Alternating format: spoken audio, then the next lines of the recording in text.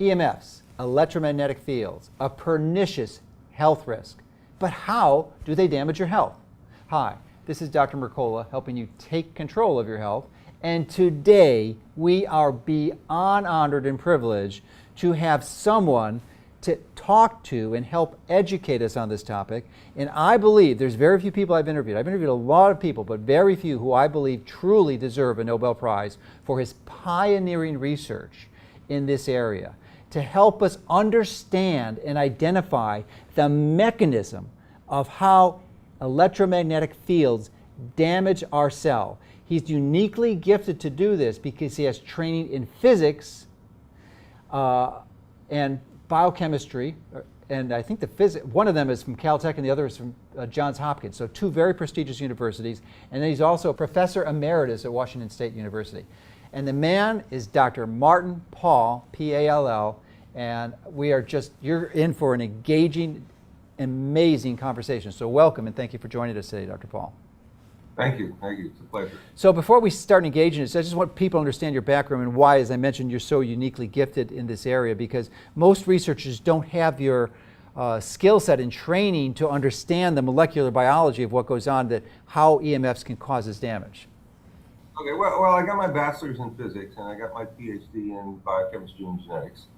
And what I've been doing for the last 18 years or so is working on basically the medical literature, including basic science medical literature, putting things together that have been done by other people. There's a huge amount of information out there that, that nobody's got time to read, nobody's got time to integrate and digest and make connections. So that's what I've been doing predominantly for the last 18 years. I was interested in EMFs before I could understand how they work. But and so when I stumbled onto basically two papers that told me, well, this looks like the way they work, and then I dug out more and more papers, initially 23 and then 24 and now 26. And actually there are a number of others I haven't published on. And they all show that EMFs work by activating what are called voltage-gated calcium channels. So these are channels in the outer membrane of the cell, the plasma membrane that surrounds all of our cells. And when they're activated, they open up and they allow calcium to flow into the cell. It's the excess calcium in the cell which is responsible for most, if not all, of biology. Yeah, and let's stop there in your journey, because it was actually, that was the original. I mean, there's hundreds of studies that show that when you expose cells to EMFs, there's increased intracellular calcium. That's right. Yeah, and that's indisputable. That's just fact. Yeah, and you also get increases in calcium signaling, which is very important. So then you found these 24 studies and put the whole mechanism together. So I'm sorry I interrupted you. Why don't you continue? Well, and so, the importance of this is that, the industry's been claiming for at least 25 years that, that ionizing radiation is dangerous, but this non-ionizing radiation can't do anything, and you don't have to worry about it. All it can do is heat things. And it's been very clear, going back all the way to 1971, and even before that this wasn't true. But we didn't know what the mechanism was, and now we do. And I think it's very important, basically, because the industry's been been trying to hoodwink everybody for decades, and and now we know how it works. And one of the other things that's very important about this is that there's a wide variety of different health impacts that have been reported, and now we can explain how all of them work. So, or at least all of them may work. And so they're plausible mechanisms leading off from this. Well, let's go into, we really haven't discussed the mechanism that you put together, but why don't you bring us through the story of how you developed. You found these studies on calcium channel blockers, a whole variety of different ones, 24, right. And from there you developed the mechanism. That's right. And so what the study showed was that you could block or greatly lower the effects by using calcium channel blockers, which are drugs which are highly specific for these channels, these voltage-gated calcium channels. And so that was the key observation. And as you said, and I said already, there are other observations that provide strong support for this as well. Yes. So, well, maybe you can go some of the more details, because you had mentioned the heating effect, or what's commonly referred to in the literature as the thermal effect. The Right. industry only believes it's a thermal. Your Right. research shows clearly it's a non-thermal. But let's go into the mechanism of what happens. What do these calcium channels do? They open up, they allow calcium ions to go into the cell, which are really low concentration normally. But when they hit the EMFs, they open up and they put 1 million ions a second per channel into the cell and cause this molecular biological trauma that you figured out. So why don't you go into that? Well, okay. Let me just say one other thing before Sure. we go. Okay. One of the other things about this is that these voltage-gated calcium channels, and I abbreviate them VGCCs, have in their structure something called the voltage sensor. This is a structure which detects electrical changes across the plasma membrane and opens the channel. So the obvious thing is that the EMFs are working through the voltage sensor to activate the channel. And what is true, and this comes out of the physics, is that because of the structure of the voltage sensor and its location in the plasma membrane, one can predict from basic physics it's extraordinarily sensitive to the electrical forces from these EMFs. And the forces are approximately 7.2 million times stronger on the voltage sensor than they are on singly charged electrical groups that are in the watery parts of the cell, the aqueous parts of the cell, which is where most of them are. So there are extraordinary forces on this thing, and that's how these very weak EMFs, which again industry claims can't do anything, are working. They're working by activating this, and that's critical. Yeah, I couldn't agree more, and I think that's one of your major findings. And really, I just want to restate that in a way that some people may better appreciate. That the consequence of that assessment, which you put together, means that the safety standards that are in existence today are off by a factor of over 7 million. They're 7 million times off. Yeah. This is an approximation. This is not a precise. I know. It might be 6.3, it might be 8, who knows? Or it might be 4 million, who knows? It might be but 12 in that million, range. it might even be 2 million, but the point is it's off by a hell of a lot. Yeah, by many orders of magnitude. Right, exactly. Yeah, at least 7. Yeah, okay. So then the question is, as you raised, so what happens next? How does this lead to what we call effects? And so there are a number of things that we know when you have excess calcium in the cell happen. And so one of the things is that you get excess calcium signaling. And one of the things that's critical in that is you get increases in nitric oxide. Okay. Now, nitric oxide can work through its signal. There's a nitric oxide signaling pathway. And that is the mechanism by which you get therapeutic effects. So there are genuine therapeutic effects that you get from these fields when they're at an appropriate level and when they're focused on a particular part of the body which needs some help. You can get therapeutic effects. However, what we're concerned about most, obviously, are the pathophysiological effects, the damaging effects that cause various kinds of diseases. And so how do they work? They work, I believe, predominantly by 2 different pathways. One is that nitric oxide can react with superoxide, and superoxide levels also go up in response to increased calcium in the cell, intracellular calcium. And they form peroxynitrite, which is a potent oxidant. It's not a free radical, but it breaks down to form reactive free radicals. It's a reactive nitrogen species instead of reactive oxygen. Well, it's both. Oh, okay. You get both, and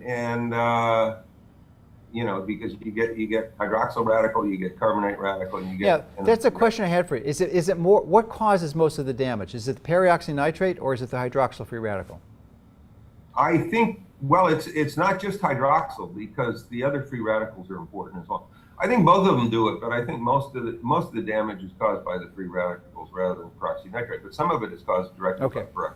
Okay. And so you get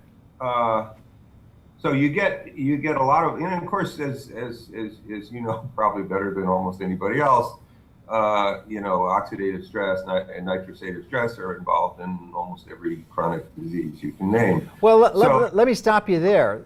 Yeah. Mm-hmm. Because the devil's in the details, and and this is part of the solution. I think it's not oxidative stress. The adjective that needs to be inserted is excessive oxidative stress, because there's a certain baseline free radical that's biologically useful and necessary. Like nitric oxide is a free radical; you need it, but it's excessive nitric oxide, especially from stimulating the EMF, that causes the damage. The excessive oxidative stress. I think so. And what's interesting, actually, and this I've published on, but not in any place you can find it easily, is that those two pathways we've just talked about, the nitric oxide signaling pathway and the peroxynitrite pathway, each of them inhibits the other. No, I didn't know that. Yeah, and so if one of them gets turned on, it tends to suppress the other one, and so there's sort of, depending on the condition, one of them may be dominant or the other may be dominant, and so I think this is an important thing for understanding this. That is so interesting, because I didn't develop this technique. It was developed by a friend of mine, Dr. Zach Bush, but it's a series of short exercises, take about 3 minutes, that essentially is a high intensity exercise, but the sole purpose of that exercise is to increase nitric oxide production. And I had no idea until you just mentioned it that will actually lower damage from EMF stress. Because it will do that, and so, so one of the things I think that's interesting here is that the EMFs can, to some extent, and I don't want to overstate this, produce opposite effects depending on the conditions that you're using, the tissues that are being exposed, and so forth. So because these two pathways basically act against each other, and so that's I think, and so, when the industry looks at studies and they say, oh, well, this produces hypertension and then it produces hypotension, and so, they must all be wrong and there's no effect. Well, this, of course, is sheer nonsense, because the conditions that are used are different. So you can get hypertension and you can get hypotension from EMF exposures. So, so you have this kind of nonsense stuff that comes from the industry all the time, that simply, when you look at the actual mechanisms, there's no basis for these arguments. Yeah, well, let's talk about that industry. I don't know if you've studied it, but many other people have written books about it. But many people watching this may not be aware that this industry, the telecommunications industry, is well funded, and perhaps maybe even more well funded than the pharmaceutical industry, and do a very, very effective job of lobbying federal legislators and connecting with the media to give them disinformation that only supports their position. And in the same part is that they actively discredit, they've got these campaigns, any researcher comes up with opposing views is discredited and they're defunded. We see it with Monsanto does it classically, and in the drug companies. Yeah. So do you have any experience with that, or can you elaborate on that at all, or is that would we go to other experts for that?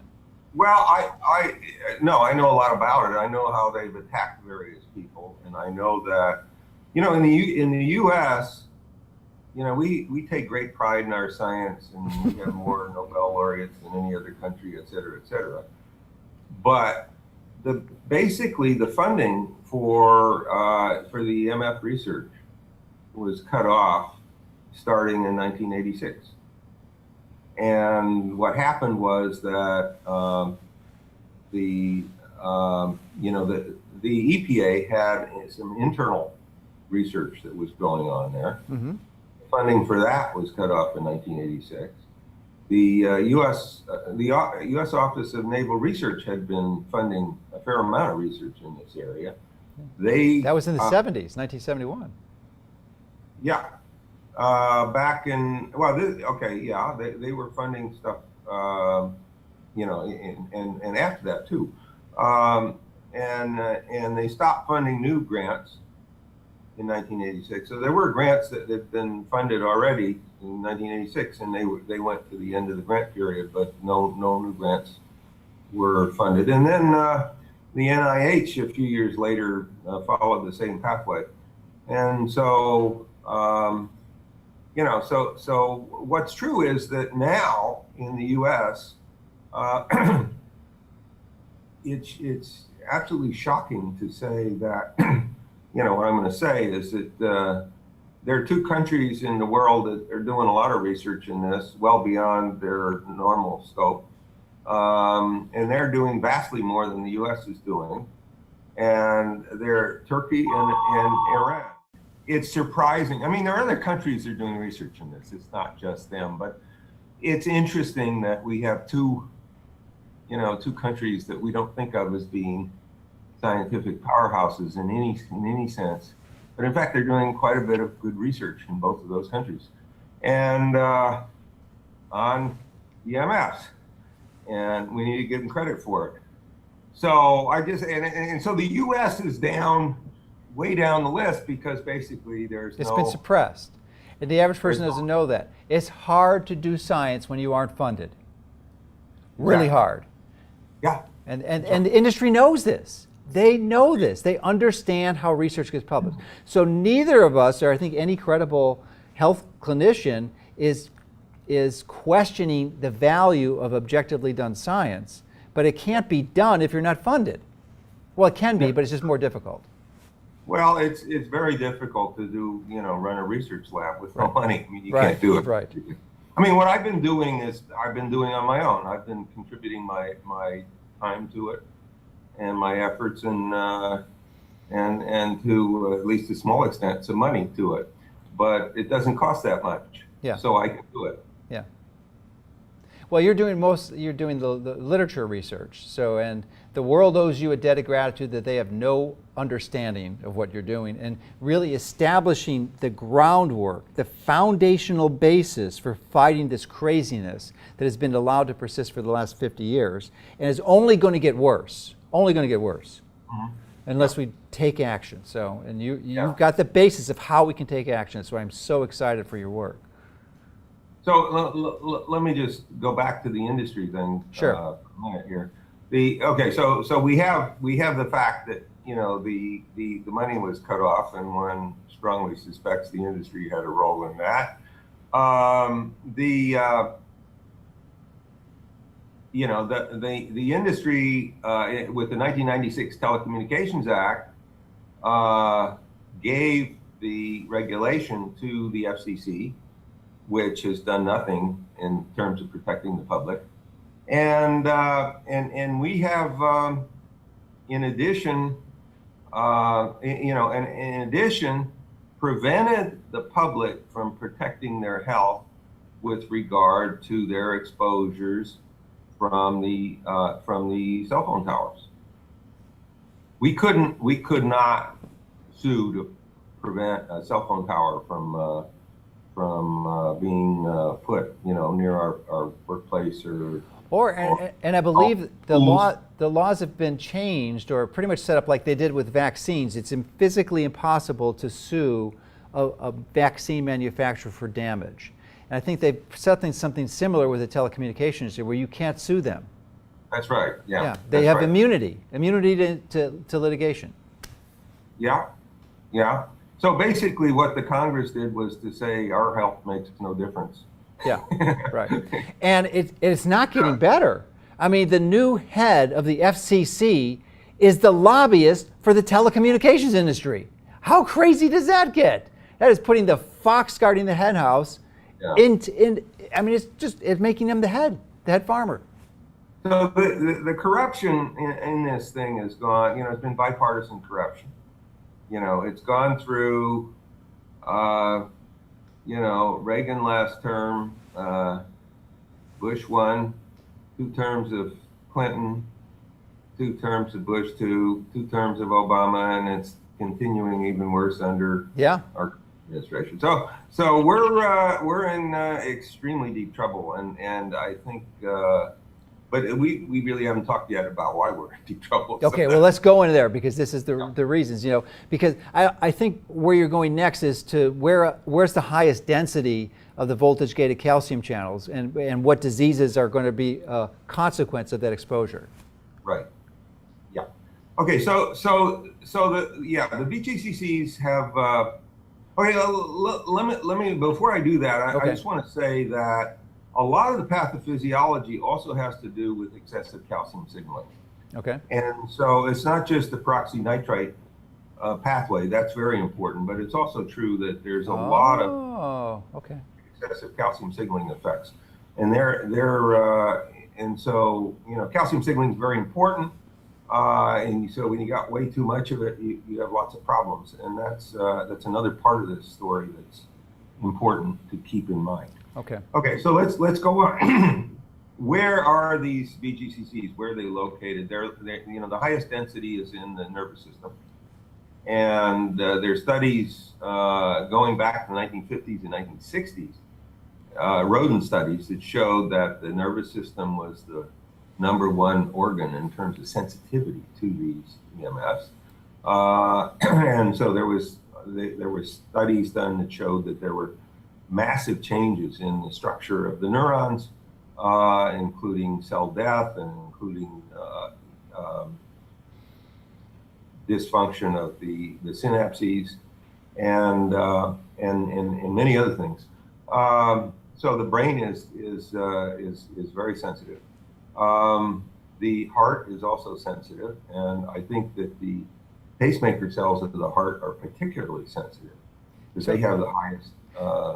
It's good to say that, but I just want people to know that the consequence of that sensitivity means cardiac arrhythmias, atrial fibrillation, atrial flutter, PACs, PVCs. If you have these things, EMF is a massive contributing factor that you've got to pay attention to it.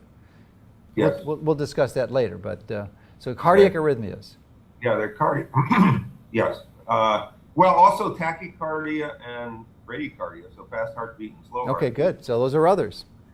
And we also get heart palpitations. Which is a PAC or PVC. How each of those are generated, but I think that... well, it's typically a premature atrial or ventricular contraction. That's what they call them, PACs or PVCs. So palpitations. Yeah, okay. And yeah, okay.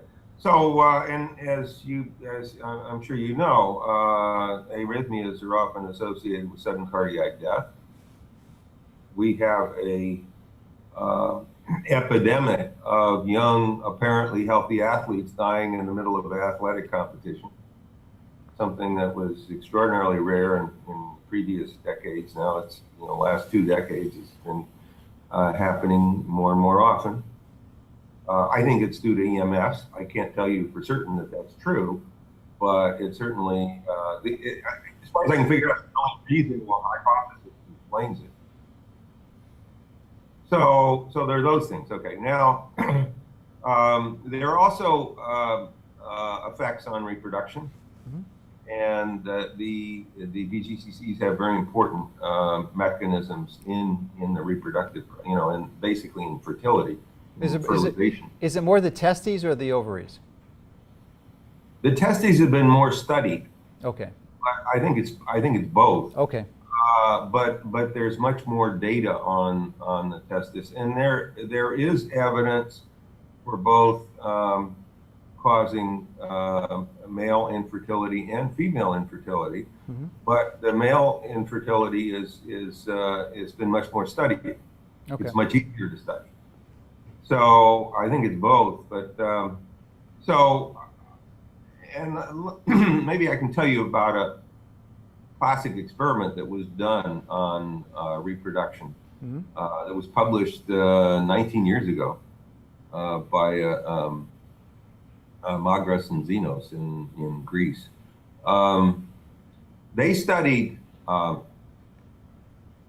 they took young pairs of mice, one male, one female, put them in a little cage on the ground outside in an antenna park. So we have a bunch of broadcasting antennas, and the levels at the ground were well within our current safety guidelines. So if the safety guidelines have any merit, there shouldn't be anything happening. And they put them in two different locations, one with a bit higher level exposure, one with a lower level exposure. What they found was that at the higher level exposure, each pair produced one litter that was approximately normal size, maybe a little bit down, and then a second litter that was clearly down in numbers, and then complete infertility, not a single mouse born. Now, it only takes 30 days. The gestation period in mice is about 30 days, so it takes about 30 days to go through these things. So it's a quick experiment. At the lower level exposure, it was basically the same story, except it took twice as long. Okay, so they produced, in fact, 4 litters with decreasing numbers and then complete infertility. So, and we have now in humans, in many countries around the world, decreased male sperm count. Yeah, down by 50%, over 50% in most countries. And over 50% in Western countries, and about half that amount in other countries around the world. And and the author, the senior author of that paper, is saying, well, if this keeps going, we're going to become extinct. And just from the drop in male sperm count. Yeah. So we know that occurs in humans, in people who carry their cell phones in their front pockets, people, men who use their laptops with the Wi-Fi on, sitting on their lap. We know that occurs. Of course, industry denies everything I have to say. Sure. Put that in. But and we know we've got great increasing. Oh, by the way, it also occurs and this has been studied in animals in Wi-Fi fields. No question. But I want to go back. You mentioned the extinction of the species, and I think you're spot on. And this is what we are contending with. You have the decrease in fertility, but you also have, you mentioned the nervous system, the increased density there, but you didn't mention the consequences of that. And there's 3 consequences, the A's, which should be anxiety, because their voltage-gated calcium channels are responsible for the neuroendocrine hormone release of neurotransmitters, anxiety, depression, autism, and Alzheimer's. So why don't you expand on that, because you gave a brilliant presentation at Autism 1. Thank you. Okay, So, you've been doing your homework. I'm impressed. Yeah, so if we got autism on one end, the beginning end, Alzheimer's at the next, and you're not fertile, what's going to happen to humans? Are we not going to be, there's no 22nd century.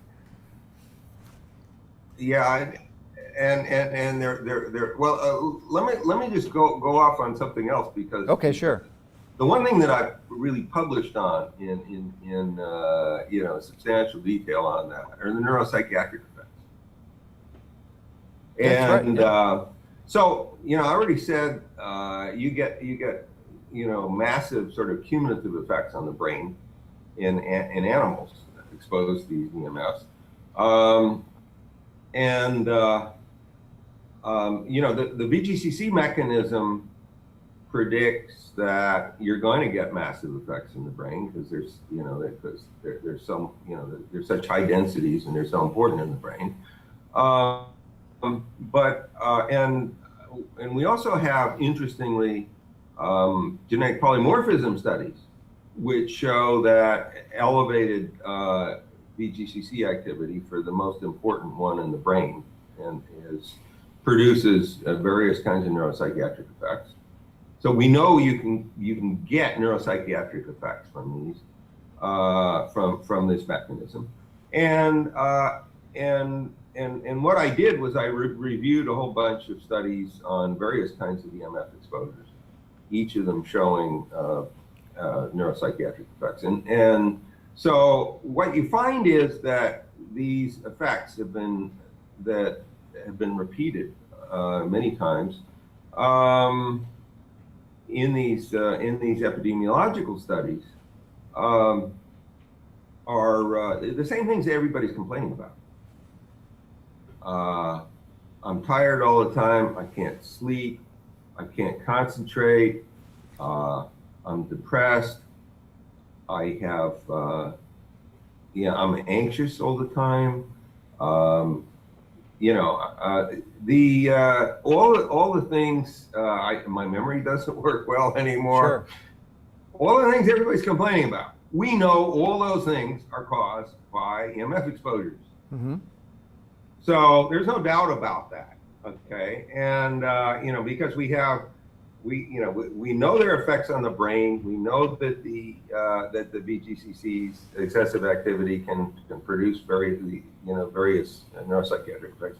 And here we've got all this epidemiological data that confirms this is happening in humans who live near cell phone towers, who are exposed to Wi-Fi, who were exposed to broadcasting radiation, who use their cell phones heavily, et cetera, et cetera. So, that's going on. And, so that's, very important. And I think there shouldn't be any doubt about this. Yeah, let me expand into this, because the other issue is cancer. And I think I just wrote a book, Fat for Fuel, which really discusses about the metabolic theory of cancer and focuses on the function of the mitochondria. And it seems to key in perfectly what you're teaching, because the EMF actually causes excessive oxidative stress, which can damage mitochondria. Now, you mentioned early on that these VGCCs are in the cellular membrane. I don't believe they're on the mitochondrial cell membrane, though, are they? Just the external cell membrane? I'm not sure about that. I tried looking that up, and I'm not sure whether there is or is not. But anyway, this excessive oxidative stress can damage mitochondria. We know that contributes to cancer. That's why women who put their cell phone in their bra get cancer in the upper inner quadrant, which is a very rare place to find cancer. It's almost always in the upper outer quadrant.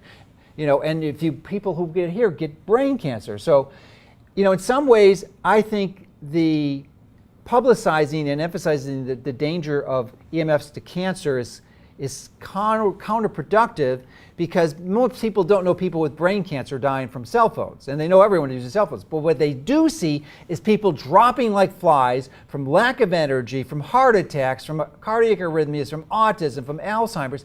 This they see. So they have to understand it's not just the brain cancer, it's everything else. That's agree. The key. Yeah. So do you in my judgment, cancer is down around number 4 or number 5 on the list. Yeah. Of my concerns, and it's not that there's anything about cancer that's not important. I mean, it's very important, and we're just looking right now at the early stages because of the long latencies. Right. And let's address that. The latency is, there is virtually no one watching this. Less than 1% of you had a cell phone in 1995 or 1997. So we're talking about 2 decades. That's it. And then there was a progressive increase. Most people, it's probably this century that they had a cell phone. So it's not that long. The studies on cancer have been blocked in a lot of ways by the industry, in particular by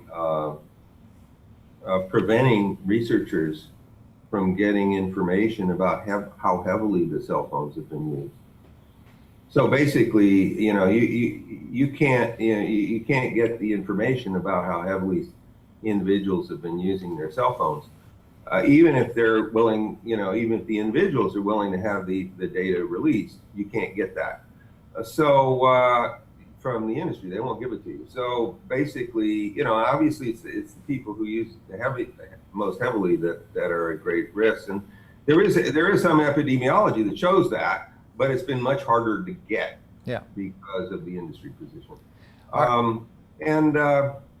So, I think, but the other thing I want to say is that with regard to cancer, we know that EMFs cause DNA damage to our cells. Single and double stranded breaks. Single and double stranded. By Also, the alkaline comet assay, right? yes, and there's also a lot of data that's never been reviewed, but there's a lot of data that you get excessive level of oxidized bases, and particularly 8-hydroxydeoxyguanosine in DNA. I got one question on the DNA breaks. What do you believe causes more DNA breaks? Ionizing radiation in the air, gamma rays at 40,000 feet, or conventional X-rays or CAT scans, or regular use of the cell phone? It seems like from your literature, you're thinking it's the microwave radiation is going to cause more DNA breaks. Well, yes, I do think that's true, and so the question is, what's the evidence of this? And so there were 3 studies that were published by a group in Germany, headed by Professor Franz. I'm sorry, spacing out here.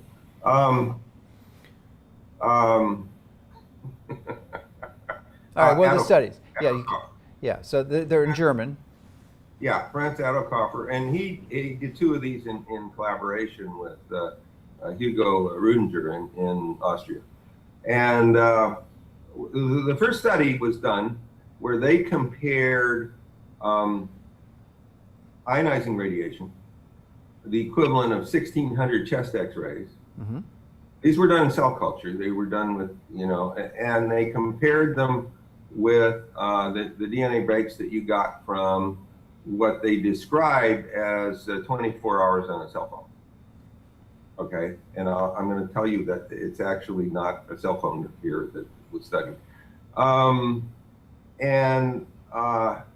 what they found was equivalent amounts of, or roughly equivalent amounts of DNA breaks from the 2. So 2 days on a cell phone equals 1,600 X-rays, DNA damage. In 24 hours, yeah. Okay, 1,600, chest X-rays, right. In vitro assays. That was what they found. Now, in fact, that underestimates the effects of cell phones.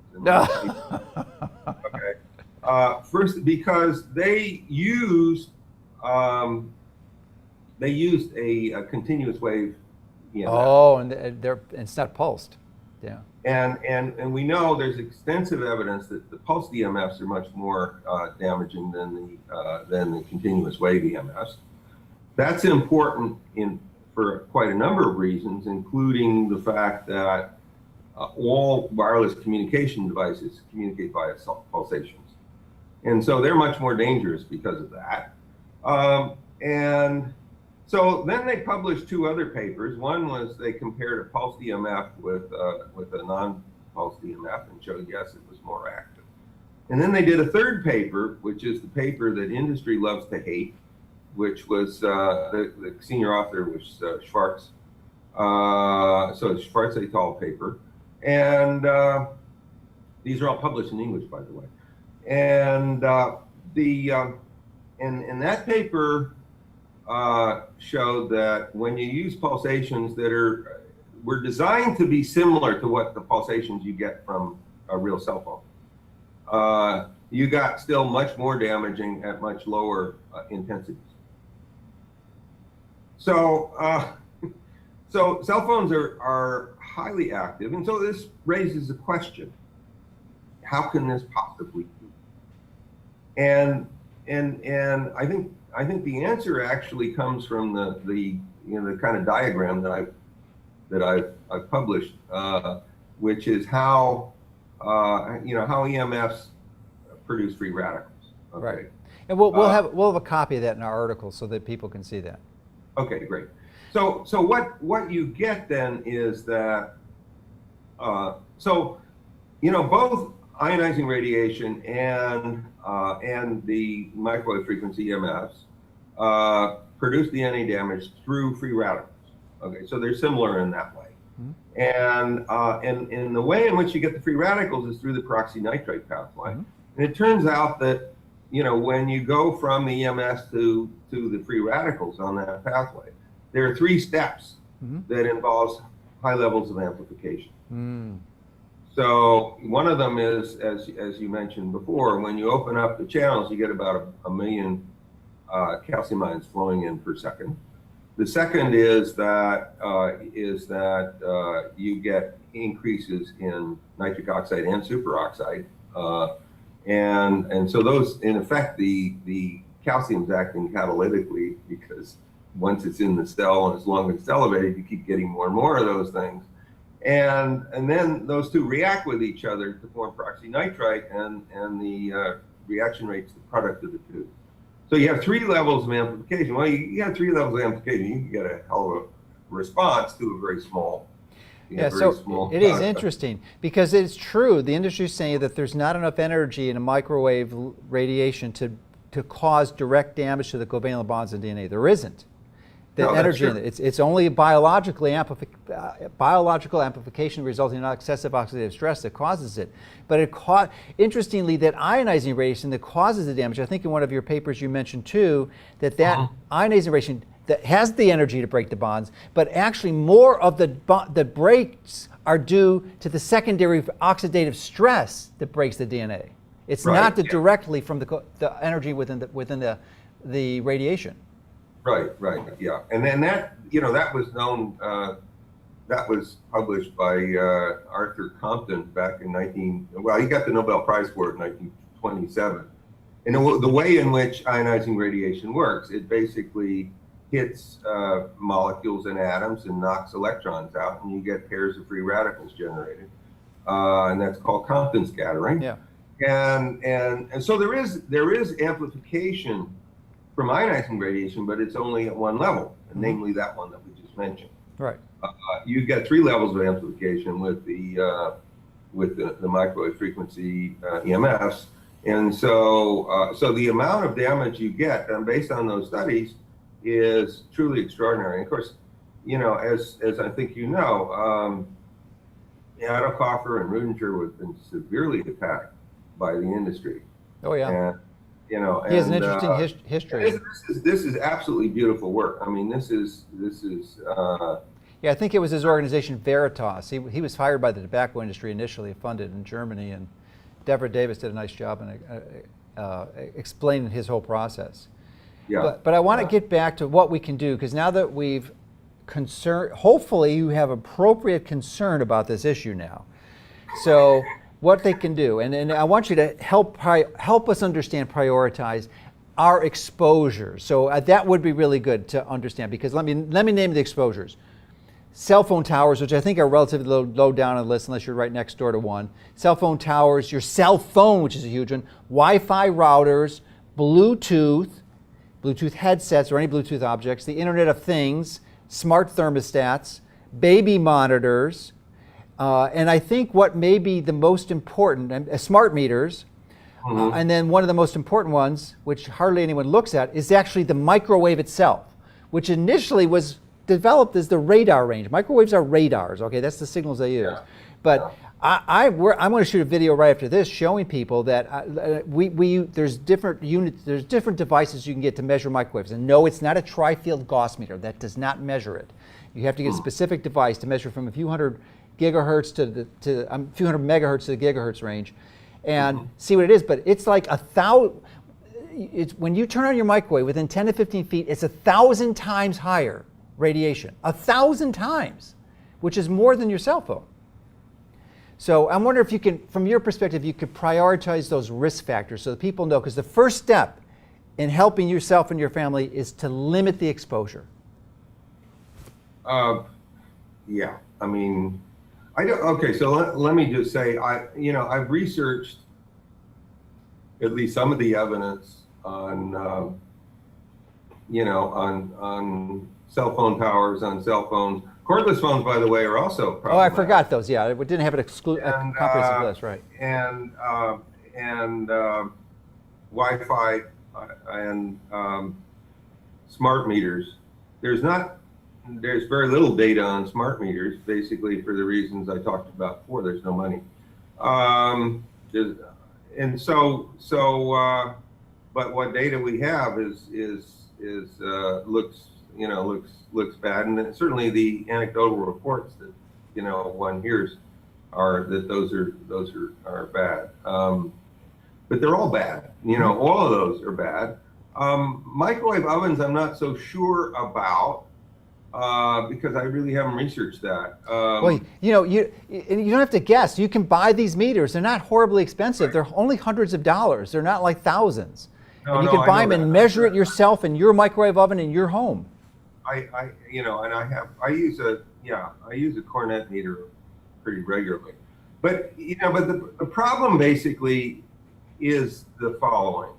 We know that, you know, as I mentioned before, that the pulsed EMFs are in most cases much more active than the non-pulsed EMFs, or continuous wave EMFs. Mm-hmm. And but the other problem is that is it microwave oven continuous or pulse? Is it continuous? Well, it's pulsed, but it's pulsed basically because it runs off the 60 hertz current. Oh, okay. Okay, so you have a particular kind of pulsation, and so it's not just a question of how much you've got, but how dangerous is that kind of pulsation versus other kinds of pulsation. So it's not an easy thing to compare. It's not an easy thing to say.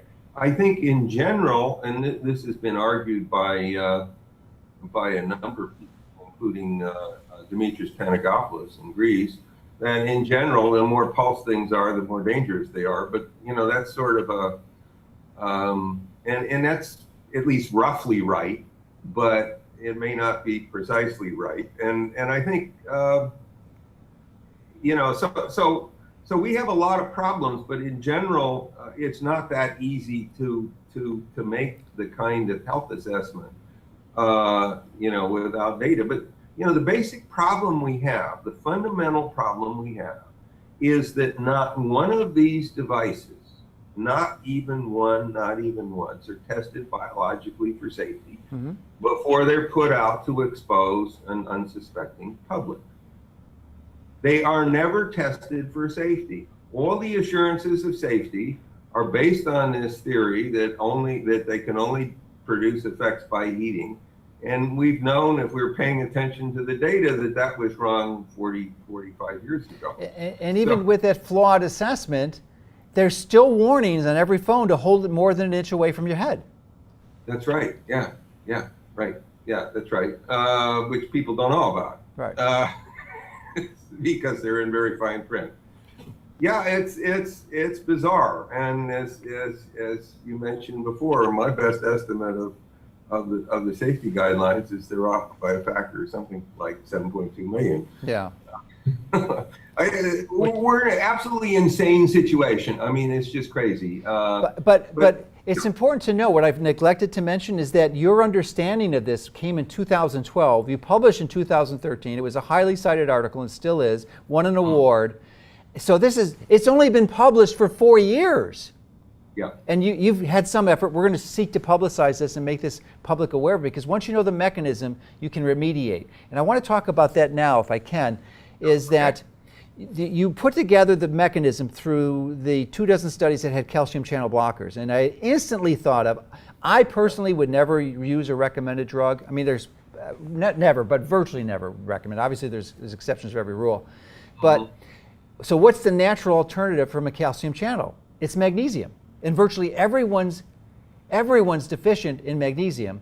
So I'm wondering if you've reviewed if you have any thoughts on the molecular biology of high dose magnesium supplement. I mean, I'm talking like well above 500% higher than the recommendations, like maybe 2 grams of elemental magnesium a day, to serve as a blocker to stop, like the calcium channel blockers did in the studies, in the in vitro and the animal studies, to block the effects of the EMF or radically reduce them.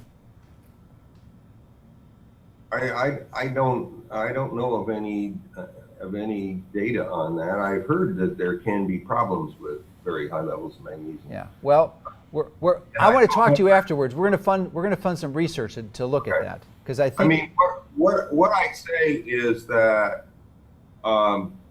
the main problem with magnesium, I think, is the one that you mentioned before, and that is that almost all of us are magnesium deficient because our diets are low in magnesium. and because the soils have been depleted in magnesium. So I think that a lot of the effects, it is clear that when we're deficient in magnesium, you get excessive activity of the VGCCs. So it's important to allay that deficiency. And the other problem, that's documented. When you're magnesium deficient, you have increased VGCC activity. yeah, I mean, at least in animals, it's been shown. Okay. Yeah. And also cells in culture, you can show that. So yeah, and the other thing which is clear is that you also get excessive calcium influx through through the NMDA receptors, and so that's problematic as well. And so yeah, so it's certainly good and important to allay the magnesium deficiency, and I think I think we should all be doing that anyway. All right. So the question is the research shows that deficiency in magnesium will contribute to enhanced VGCC activity, but it doesn't know that an increase in it would actually block that receptor. So we don't know that yet. I don't think. Well, the problem is that receptors are important for function. Yeah. So, well, but it's much better to block it with something natural than a drug, which is indiscriminate.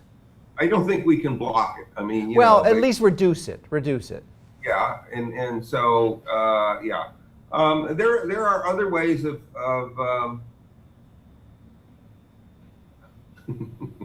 I guess what I do, and I always tell people I'm a PhD, not an MD, and none of this should be viewed as medical advice.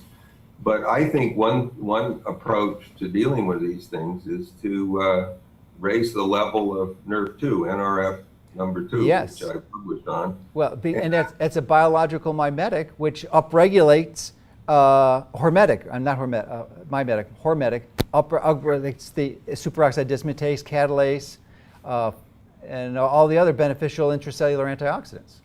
Yeah, it does that, but it does many other things as well. All right, tell us what else it does.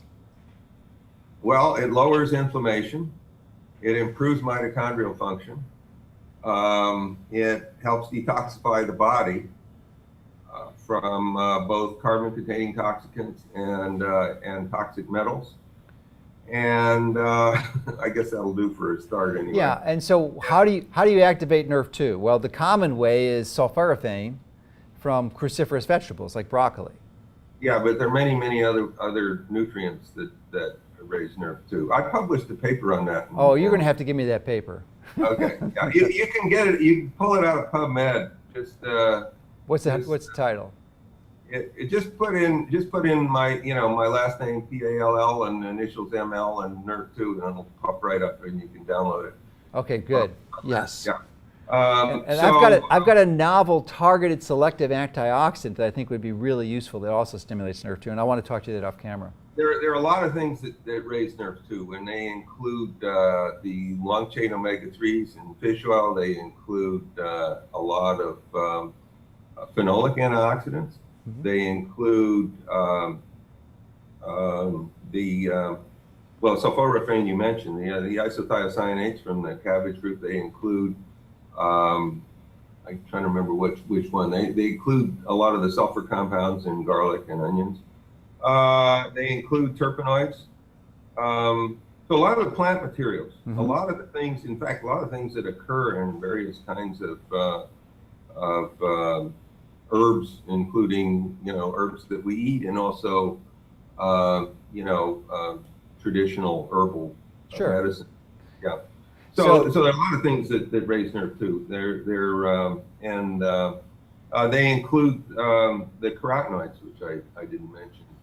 Yeah, carotenoids would be good. Yeah. Interesting. I did not realize that carotenoids upregulated the Nrf2 pathway. Did not know that. Okay. Yeah. Anyway, you should read my paper. I am definitely going to read it. Believe me, I will read it very soon. A lot of good stuff in there. Yeah. Okay. So you just provided us with the mechanism of how eating a healthy diet helps lower the damage from EMF exposure. Well, the Nrf2 yeah, pathway. and you know, one of the things that I argued in that paper is the two most healthful diets known, the traditional Mediterranean diet, traditional Okinawan diet, are both high in nutrients that raise Nrf2. Yeah. So I think a lot of the health promotion of those diets goes through that pathway. Excellent. And by the way, Yes. To connect up with something else we talked about, the nitric oxide signaling pathway raises. And Yeah, that's right.